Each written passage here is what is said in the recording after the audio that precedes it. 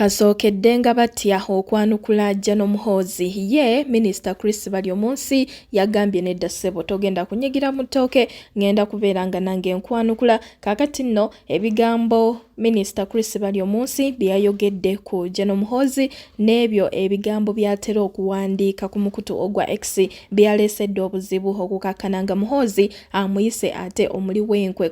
Minisita Balyomunsi n'agamba oke kankwanukule nange nkuleetedde ne Haitawa ng'abeerako ne kyagamba kitalo nnyo akabenje akamaanyi ddala so nga ate omwana eyabadde yakamaliriza ekibiina ekyomusanvu musajja wattu bamuwadde obutwa ku pate maama ng'ajaguza olw'okuba omwana yafunye obubonero 5. Mbikuleetedde kitalo side ezeeyo so nga ate nkuleetedde omukyala amanyiddwa nga Lady Winnie Alison ono akyagendera ddala maaso n'okutuwa security alerts naye ate ezimu zikangamuko. Omukyala mukuleetedde tomusubwa video mu maaso awo ngenda kugakuwa mu bujjovu ago nagasenga ka oli ku Essie News UG kansuubire nti muli bulungi mujje baleko gyonna gye mukwasaganya eyo wobanga tonnaba kubeera nga subscribinga notification bell giseeko videos zino zijje gy'oli mu budde. Shay Ashraf musomi wa dduwa namba y'essimu ku screen yo aweri mukubireko obulamu ajja kubeera nga bukuteerereza ne dduwa. Katutandike ne minisita ow'amawulire mu ggwanga Chris Balyomunsi. Ono nno yavuddeyoko ng'ali ku Capital FM n'abeera ng'ate ayogera ku bigambo Jano Muhoozi byatera okuteeka ku mukutu ogwa X. Kakati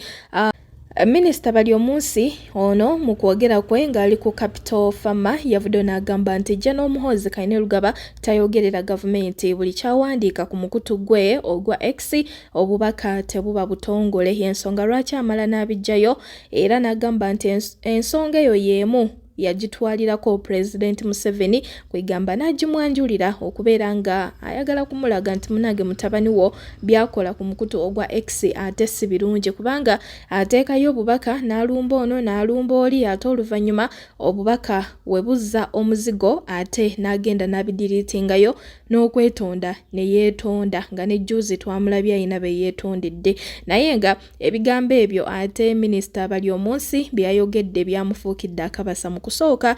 Jano Muhoozi Kayine Lugaba olwabiwulidde kakati nno yavuddeyo n'abeera nga era amwanukulira ku mukutu ogwa X n'amugamba nti singa kamutanda n'addamu n'ayogera erinnya lye wonna agenda mukwata nga talina nagwe yeebuuzizaako. Ono mu ngeri yemu n'abeera ng'ateera ayongerako n'agamba nti Balyomunsi muli wankwe era tajja kuddamu kubeera minisita. Kakati nno Minisita Chris Balyomunsi olwasomye ebya Muhoozi naye n'asalawo amwanukule. Omanyi abantu abamu batya okwanukula Jano Muhoozi naye ono yagambye nedda baaba ngenda kukwanukula tolina ky'oŋŋamba era bw'atyo n'amwanukula. Yakubidde ddala ebigambo byayogedde kyemmanyi Jano Muhoozi byamulumye nnyo. Minisita yagambye wano n'agamba nti taata we yamuyigiriza okwekkiririzaamu era n'amugaana n'okunywa omwenge abeera soba 24/7 era abo abamulumbira ku mukutu ogwa X tebamumanyi bulungi. Ye tatawaanyizibwa kirwadde kya Peter Pan syndrome bw'atyo bw'agambye era n'ayongerezako n'agamba nti awo waali atuuseewo lwa busobozi bwe talina feva yonna gye yafuna kuva eri muntu yenna kumuwa bwa minisita ali self made ate ekyokubeera minisita si kyekisinga ennyo mu bulamu. Amwanukudde tewali budde. Jano Muhoozi anti yagambye nti tagenda kuddamu kubeera minisita. Ko Chris ekyokubeera minisita si kyekisinga ennyo mu bulamu ate awo wali atuuseewo nga talina amuyambyeko ate ali self made ate n'ekirala abeera soba 24/7 kitaawe yamukutira obutanywa ki mwenge. Ono asabulidde ddala. Bino nno bye bigambo ebyaleese tagali. I am going to hang Dr. Besigye by June 6th. Did he hang him? Did Ugandans believe that actually Besigye was alive before hanging? More or less. No.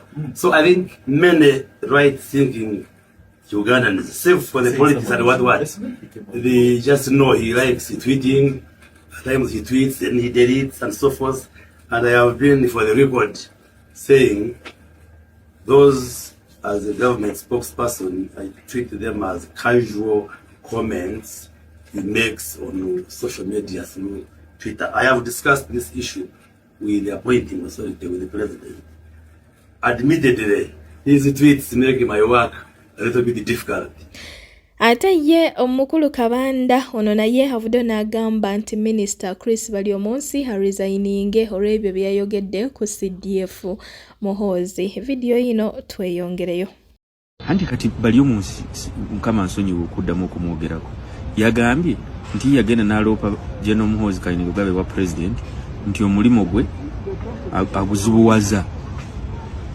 Omulimu gwe baba baguzibuwaza ate nga aguzibuwaza ye General Muhoozi Kayingo resigning odeka kyangu nnyo n'agusuulawo n'aga nti nze omulimu gwange baguzibuwaziza sikyayagala kukola ate n'ovaayo n'otandika okwogera ebintu ebitakwatagana aguleke abala bajja gukola. Sigwe gusoose tulabya zaawanda. Balyomunsi yali mu pafu ab'abantu. Pafu bye biki? Pafu ky'ekibiina ky'abamugisha muntu ekyaliwo edda mu 2000. Abantu abo baali abawakanyi abaka ba parliament abeeyitanga abavubuka abawakanyi. Kakati Balyomunsi yayogerako nti president yatta ne banda nti state erina okunnyonnyola kyekise ne banda. President n'avaayo n'akola state press conference lwakitula n'agamba buli muntu yenna agamba nti yena aliemu etta abantu abatalina mungu abatali bayeeke is a fool, is an idiot, is despisable. Yali ategeeza Balyomunsi that Balyomunsi was a fool, an idiot, and he was despisable. Anyomebwa kubanga byali ayogera omutwe gwe bali tukola bulungi. Alsage Construction Company webali okubeera nga bakuzimbira osobola okuba ku namba y'essimu eri awo ku screen yo oba n'obeera nga ogenda ku office yaabwe esangibwa Emengo opposite sa Apollo. Omumbejja Ndagire ajja kubanga akulinze ate mukwatagane mu ngeri emu oba endala babeere nga bakuzimbira ddiya wange enamba y'essimu weeri awo ku screen yo. Kakati kitalo nnyo kitalo ddala side ezeno abantu 3 bafiiridde mu kabenje akagudde ekiwoko nga bava Ngoma okudda e Kampala. Emmotoka ekika kya drone mwe babadde yalemeredde omugoba waayo n'etomera kiroole bwenyi ku bwenyi ng'ate driver agezaako okugula ekinnya. Abafiiriddewo ye mwana muwala ategeerekese nga Joy ng'ono abadde yakamala okutikkirwa ku University Nkumba ate kw'ossa n'omuvubuka ategeerekese nga Nathan ng'ono mutabani w'omugenzi Nathan Bisamunyu eyaliko Deputy Speaker wa Parliament era nga ye mubaka eyali akiikirira Kigezi East. Kitalo nnyo kitalo ddala side ezeeyo bambi Mukama katusaba ate abawe ekimule ky'emirembe abasonyiwe na byonna ebyabasobako. Ate ye omuyizi yabadde akamaliriza ebigezo by'ekibiina ekyomusanvu n'afuna obubonero 5. Ono nno yasangiddwa ng'afiiridde mu buliri naye nga kigambibwa nti nno yaweereddwa obutwa ku pate abazadde gye baamukoledde oluvannyuma olw'okuyita ebigezo bya PLE. Kakati abagenyi abazze ku pate mwemu abadde eyawadde omwana ono obutwa bambi ate oluvannyuma lw'akapate omwana n'agenda yeebake naye bw'agenza okutya ku makya nga zembuyaga ezikunta omwana nga yafudde dda. Abantu balina emitima kati yabumuwadde ayinza okuba nga ekyokuba nti omwana ono yayise bulungi kyamulumye n'agamba tojja kusoma secondary. Kale omwana w'abandi abadde avuddemu omwana omugezi omwana maama alabika abadde ayina ebirooto bingi ku mwana ono kw'ossa ne taata kwegamba osaasira abazadde naye nga abantu balina ettima. Kitalo Mukama omwana ono katusabe bambi amuwe ekimule ky'emirembe. Ate ku side wano ayitawa kansoke mukuwe ndyoke nkwongereyo. Balamusizaako bannayuganda yonna gy'osinzira kubanga olaba vidiyo eno amannya bampita ayitawa. Byonna ebigenda mu maaso ebyokuba nga bakebera amasimu g'abantu okulaba oba olina ekifaananyi kya pulezidenti waffe mu ssimu ne bakuwamba. Eyo mbeera yakukangakanga, eyo mbeera yakutiisatiisa olw'ensonga mwabalaga nti temubaagala, mwabalaga nti mubakyawa, mwabalaga nti temukyabeesiga. Kati essaawa zino bafugisa mudumu gwa mmundu yensonga lwaki basobola okujjako essimu eyiyo gye bataakugulira ne bakebera balabe biki by'olina mu ssimu. Time egenda kutuuka, mwe bannayuganda mmwe mbagamba, time egenda kutuuka nga baagala bamanye na biki by'olina mu nnyumba. Mu nnyumba olinamu ssente mmeka ze weekuumisa, ng'era bwe balondoola eziri mu bbanka. Ne batuuka ne ku time nti senga bbanka oteekako miliyoni 2 ng'obadde tugateekangako, bazifurizinga. Maneja wa bbanka n'akubira n'akubuuza, ssebo mulimu ki gw'okola gwe waggyemu miliyoni 2 ezaawamu, ng'olina obbannyonnyola nti natunze poloti n'obalagana endagaano okusobola okulirizinga just miliyoni 2. Kati time egenda kutuuka nga bayagala omumanya olunaku ospendinga sente mmeka ewaka, naye nga tebamanyi ozijjawa, ostruggolinga otya okuzifuna. Bwe tuteerwaneko, sangala mbeera eno yakutiisatiisa ebamalemu amaanyi. Mbalaba bangi muweddemu nnyo amaanyi. Golowooza bwoggwamu amaanyi essaawa zino byonna by'obadde olwanirira binaaba biteredde. Bwoggwamu amaanyi amalwaliro, eddoboozi ly'obadde okozesa ng'obanja oluzzi ku kyalo, oba ng'obanja eddwaliro, obanga kyonna kyonna ky'oyitamu ng'obadde okozesa eddoboozi lyo nga n'omutima gwo gwagala, bw'obivaamu ebintu ebyo byonna by'obadde olwanirira binaaba biwedde. Olutalo lw'okuggyako dikiteeta lulwanibwa abantu ba bulijjo, era ebiseera ebisinga luduumirwa bantu ba bulijjo, era be beekolamu obubondo obulwanyisa nakyemalira. Tolinda chairman w'ekyalo oba kansala oba MP okulwanirira. Emabega wonna wabaddewo embeera ey'okukangakanga, buli muntu n'asasika, buli muntu n'asaasaana, era bangi ne bawambibwa n'okuttibwa ne battibwa. Era still tukyasobola okuddamu okwezimba, kubanga amaloboozi gakyasobola otuvaamu. Katonda akyatuwadde omukka ogussa, tukyasobola okuddamu okwekuŋŋaanya.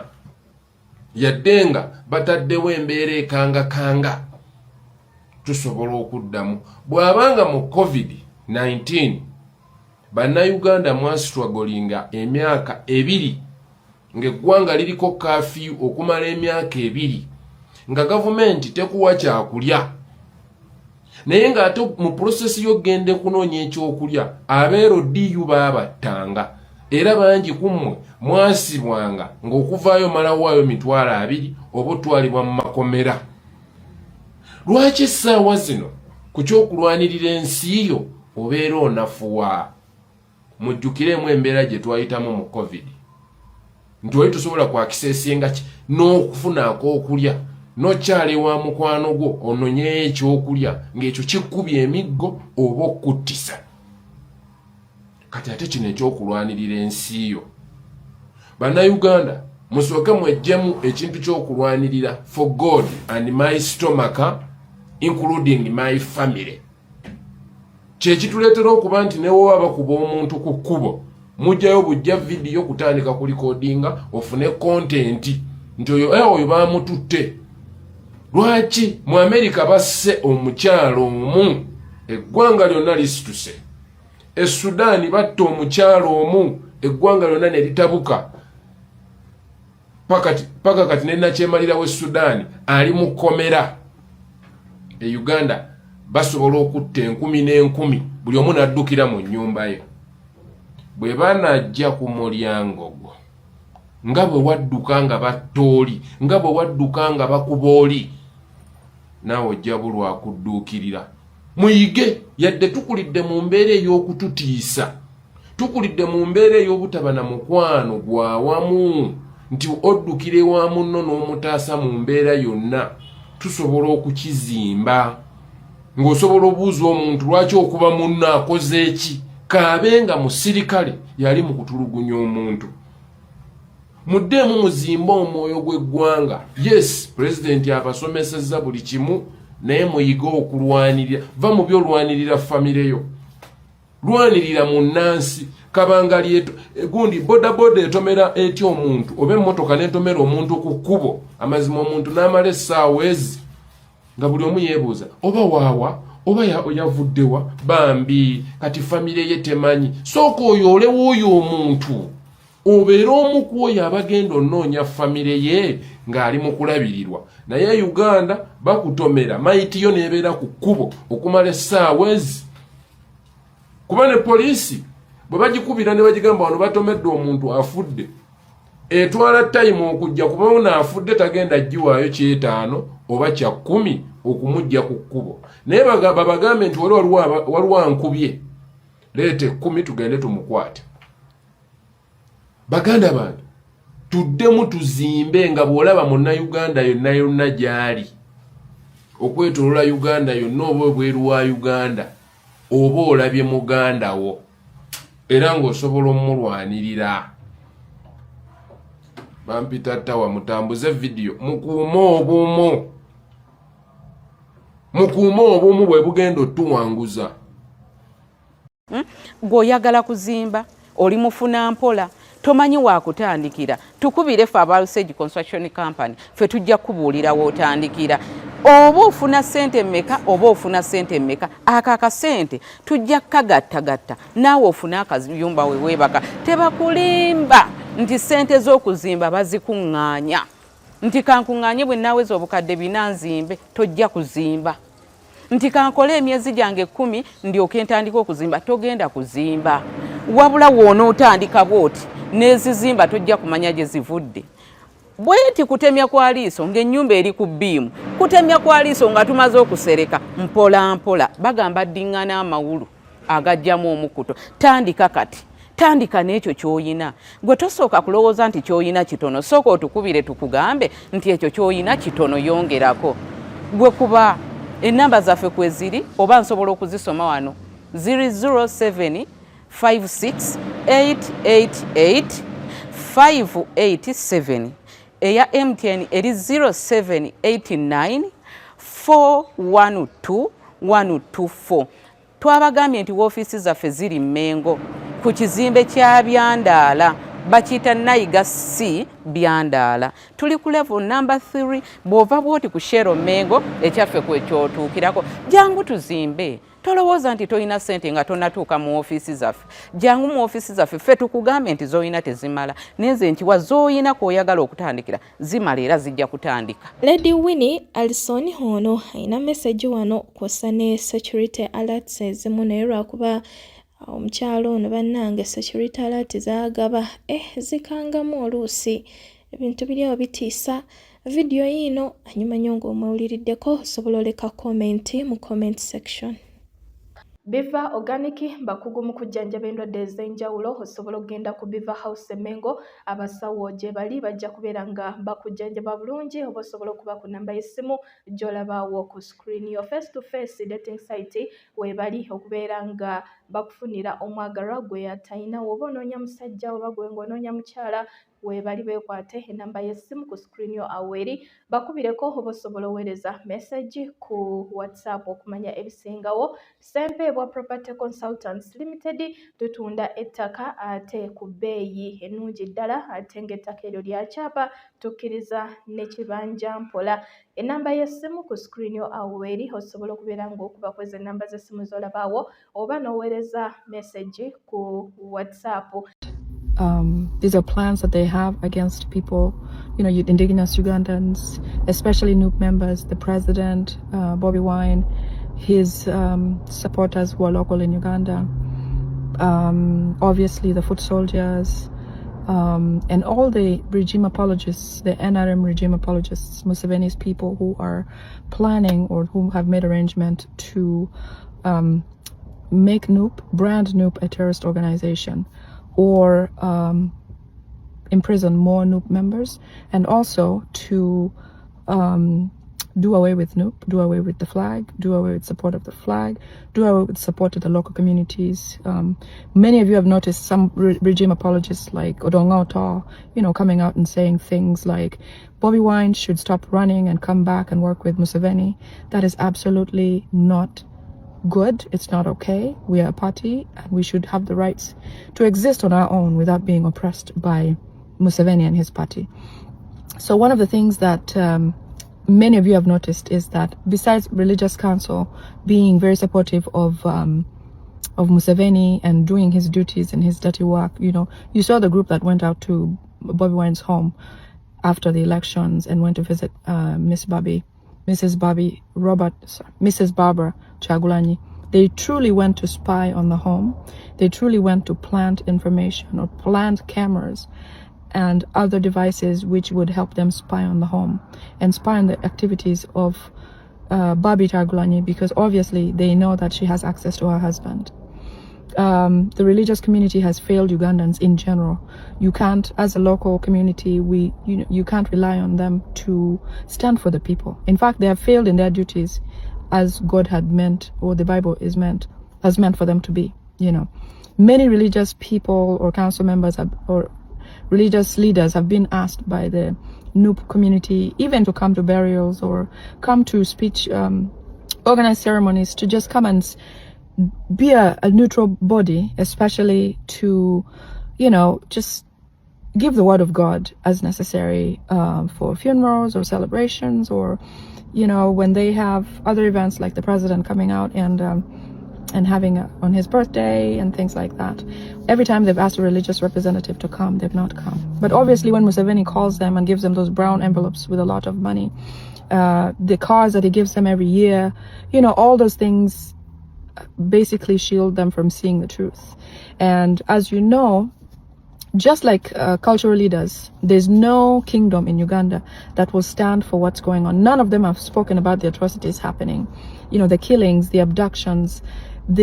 Recently during the elections, we all saw what happened. People have died. Museveni killed a lot of people. The army killed a lot of people. They even brought in foreign armies to come and help them kill during the time that the internet was off. So because they've become toys that Museveni uses to act on his intentions, which his main intention is to keep Ugandans subdued such that he can control them easily, they have fairly and squarely acted as he has wished. Unfortunately, this leaves Ugandans alone in the cold. Ugandans forget about asking or having any help. Imagine Eddie Mutwe, during the time that he was abducted and tortured and with fingers cut off by Muhoozi, who's the son of the dictator. Eddie Mutwe had no place to run. No kingdom spoke about his incident.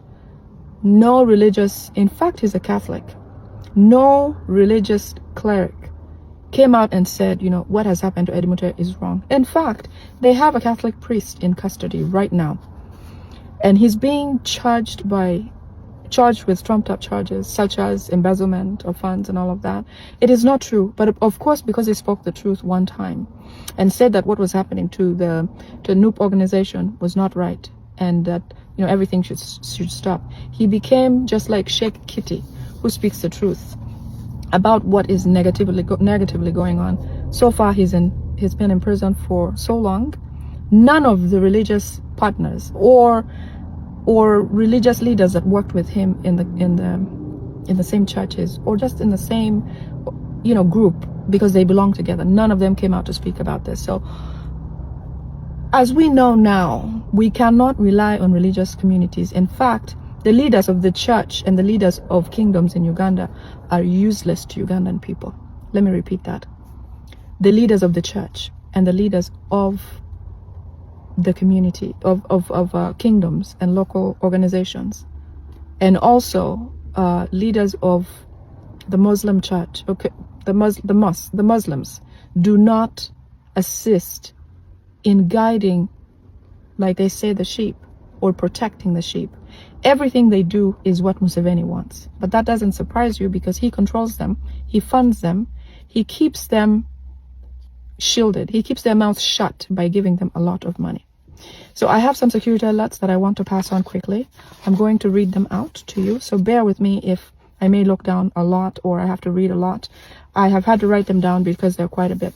These are things that have transpired in the last day or so. Some of them have already happened. Many of you have witnessed regime apologists come out and speak about, you know, Bobi Wine, come back home, come and work with Museveni. In the meantime, his home, Bobi Wine's home is still under military control. He has police and military all over the home. Museveni does, because he wants to control the whereabouts of Bobi Wine. Museveni feels illegitimate despite him giving himself the win. He's still an illegitimate president of the country, Uganda, because Bobi Wine has not conceded, which rightfully so, because Bobi Wine won the election. So he wants to do everything possible to capture him and act like what they did in Kenya when the former president of Kenya and Raila Odinga had such a disagreement where there may have been, and I'm not sure, so I won't speak about this, but there may have been some election malpractices. And so Raila Odinga did not want to concede elections and wanted a re-election. In fact, they ended up in the ICC, if you follow that history. But what ended up happening was they brought Raila Odinga to his knees such that he could accept to work with Ruto that president as a vice president. So Museveni would like to give Bobi Wine any position that he would like under him, and that's our main problem.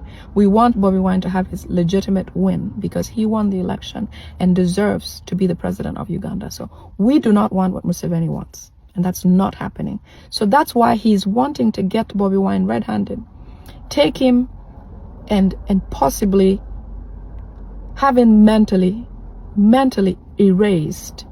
I'm talking Bobi Wine not knowing what the day is, what's happening, who are his people, not even recognizing his wife. That is the position they want him. They will keep him alive, but they'll have him decapitated to a point where he can't. Fox Fashions ekadiringa mongoye nebigenderako agamba, how can I fight hemorrhoids? Hemorrhoids zaliko azibanyisiza atya. Kyetuyita hemorrhoids are swollen veins in and outside your anal area. Obunyama obuzimba munda n'ebweru ku muggookiro w'ofulumira. Obunyama obwo butera okuleetebwa ebintu ebyenjawulo nga constipation. Singa obeera constipated okumala ebbanga eggwanvu n'oba nga olubuto lwo lwesiba omala ennaku 2-3 tofuluma, kati wali mu kwekkama ogenda ofulume, ojja kuba nti onyigiriza emisuwa egiri mu rectum olw'okuba obubuli buba bukaluba buba buludde mu lubuto nga bamaze obbukenenulamu amazzi. Jjukira omugaso gwa large intestine oba colon kwa absorbingamu excessive water eziri mu stool okuzizza mu mubiri. Kakati lwe ennyo mu colon ekyenda kyeyongera okubumiima nekibumalamu amazzi ago, kati ne bufuuka solid nnyo. Bwe wonaagenda obufuluma bujja kukulubula omalirize ng'ofunye hemorrhoids, ennyama ezimba w'ofulumira. Poor eating habits, abantu abalina endya etali nnungi, naddala abali emmere etalina fibers. Bannange envendiirwa ennungi nnyo kuba zirimu chlorophyll. Envendiirwa ezo zirimu aziyamba okuboostinga enzymes mu digestion yaffe, zituyamba, zirimu ebirungo bya laxatives. Emmere gy'olya terwa mu lubuto. Kati buli okozesa envendiirwa ezo neziwerekera emmere gy'olidde si kyangu kufuna hemorrhoids. Abatalya nvendiirwa bafuna nnyo hemorrhoids. Okunywa amazzi kikulu nnyo. Amazzi gabeera absorbed direct mu mubiri ne gayambako okutotobaza ekyenda, si kyangu kufuna hemorrhoids. Okwekuniza, abantu abasinga beekuniza. Oyagala genda mu toilet oganja gende dda. Munange embeera y'ekibuga kati ne ssente buli wogenda osasula. Bisatu. Yakudde ewaka. Abamu oluusi batya infections ekyo ekiraba kitegerekeka. Naye mutambule ne disinfectants wano ku Biv Organic weeziri. Akadagala ko spray nga ku toilet nga tonnaba sitamawo kakuyamba okutta obuko obutafuna candida, obutafuna UTIs ne other genital infections. Kati bw'onaayekuniza ekyenda kyo kiri rekitamu gyatandika okugenda ng'ekwata maaso zaayo zikwate bw'onaagenda okufuluma zikalabule ofune hemorrhoids. Bingi ebireeta hemorrhoids. Abakyala abali embuto abamu oluusi bakyusa diet, nosanga balya nnyo ebbumba, nosanga abamu tebanywa mazzi, nosanga abamu digestion yabwe omwana bw'agenda atuuka mu third trimester ebyenda tebirina we byekyusiza mu kufuluma n'afuna obuzibu. ne ba developing hemorrhoids abamu babulwa ebisa mu biseera by'okuzaala ne bekkama nnyo ne ba developing obunyama obwo buzimba babafulumira ninga ate bujjanjabi abatuula ennyo boda nafe aba ofiisi yes hemorrhoids ezo zibamu emitendera ebiri wawe ziri internal ne ziri external naye wozaawulira zino ziri external zo zifuluma ne protruding outside nga ne bwoba weerongosa osobola obukwatako naye ate obuli internal obulabika ofuluma bw'oba ofuluma ne bufuluma bw'omala okufuluma ne buddayo kati mbasinza bulaba nze ndowooza kakati fe abasawo omuntu akunnyonnyola n'okitegeera oba ne mukola further examination okuzuula nti omuntu oyo alina hemorrhoids ojja kufuna akadde ojje ku Biva Organic osobola okuyambibwa.